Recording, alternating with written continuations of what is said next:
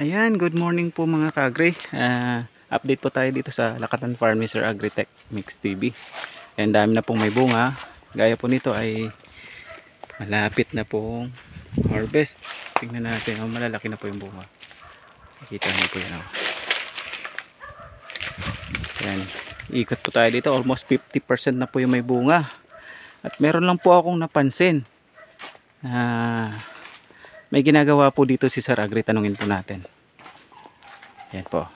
Andito siya, Sir Agri. Good morning. Hello, Sir Agri rin. Boss Agri. Magandang araw. Thank you so much. Sa kulungan mo Oh, nabisita tayo ulit dito sa iyong magandang Lakatan Plantation Farm, Sir. Maraming salamat na rin kasi nakapagbisita po kayo, Sir. Hello po. Kaway po sa Ay, mga napansin lang po ako, Sir Agri, followers bakit mo. may dala-dala kang kahoy kanina na mahaba na yun? ito? Oh, Ay, nagpa-propping po tayo. Yung okay. propping. So kagaya po nito, Sir. Oh, po, ginagawa pole pa lang pangtukod talaga. Pangtukod, pole propping po. Matanong lang po, Sir, bakit kailangang magtukod po tayo ng mga ganyan sa saging?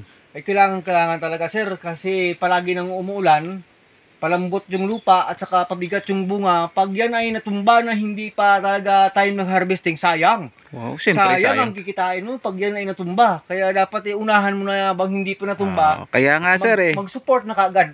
Kasi kung effort lang dyan, pagkuha ng kahoy at pagtukod, sandali lang naman, ano. Pero pag natumba yan at hindi mapakinabangan, magkano kaya matatalo dyan, Sir, sa isang puno? Kung ito, kung ito may 3 weeks ka pa nito to 1 month, pwede na itong harvest. Palagay ko abutin ito ng 18 to 19 kilos. Nako, malaki-laki na rin. Sobra 1,000. Oh. Sobra 1,000. Pag natumba? 1, 2. Pag natumba, Pwede na rin mapakinabangan, pero pang ano na lang, pang third class. Pakain na lang pakain sa kambing. Kambing at saka sa manok pag hindi pa talaga pwedeng maibenta. Ano po yung term talagang tawag natin dito sa pagtutukod? Pole propping. Pole propping. Kasi may yung isa tinatawag ng wire propping sa mga mayayaman yun, na mga malalapad na mga plantation. Wire na malalaki yung ano dito sa pag gitna. alambre, yung malalaki, wire propping. Wire propping. Wire or pag lubid, alambre, gano'n, lubid or alambre, wire propping. Pagka bamboo, kahoy, pole propping po tawag. Yun pole, po pang support natin. Okay. So, panibagong idea na naman po, kaalaman sa mga bagong Lakatan planters po natin. Ginagamit natin pang tali po, very organic. Ito, wow, ang galing Very creative si Sir. Dati gumagamit tayo ng tawag doon, ng plastic na straw. Ngayon, yung tangkay na lang ng saging. Pati doon sa taas, tangkay na rin ng saging ginagamit natin. Kasi nakikita natin, experience natin, hindi pa po palapit po natin. Hindi pa po tawag doon. Hindi pa po siya mapuputol doon, ma-harvest na ito kasi. Kasi malakas na rin para yung ano ng saging, tangkay ng saging. Sabagay. Pagka kadalasan lang naman kasi, Sir, magtukod siguro tayo pagka rainy season. Oo. So at least pagka yung tangkay ng saging laging basa, matibay po yan. Matibay siya. Matibay yung kanyang fiber. Wag lang yung matitigang sa sobrang init kasi madali siyang maputol. Yun. Pag ganun.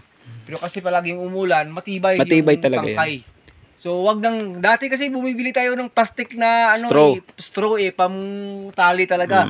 Magastos pa. Pero ngayon, pwede pa lang ganito. Innovation na naman to. At least. Walang gastos talaga. Maghahanap ka lang dito sa ilalim. Pwede mo talagang pwedeng pang-tali na. Matibay na siya.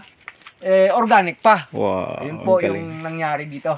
Expert talaga itong si Sir Agri. Kaya handa na ating matutunan pag nagbisita po tayo dito. Kasi ilang months na po atang naka-last na bisita ko dito sa inyo, Sir. Ano? Oo.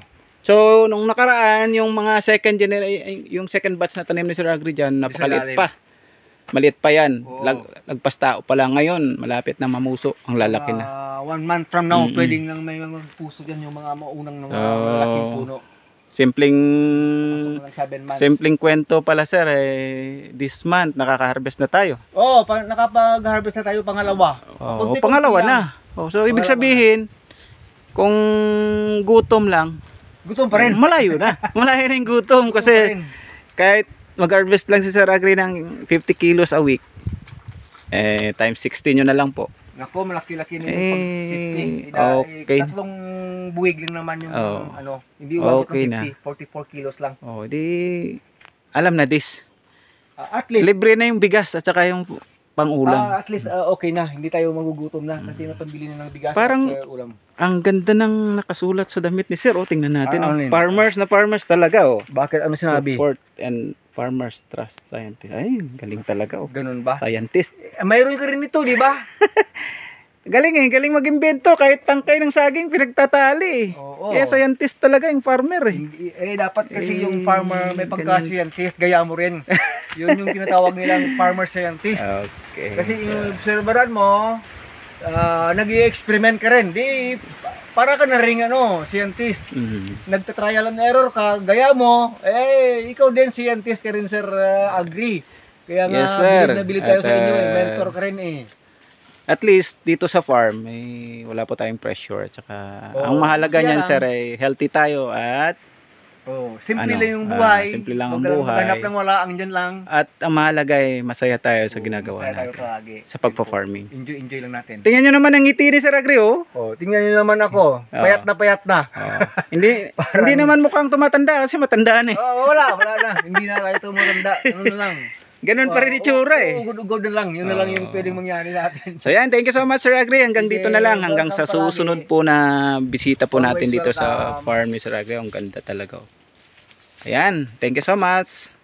Bye bye everyone.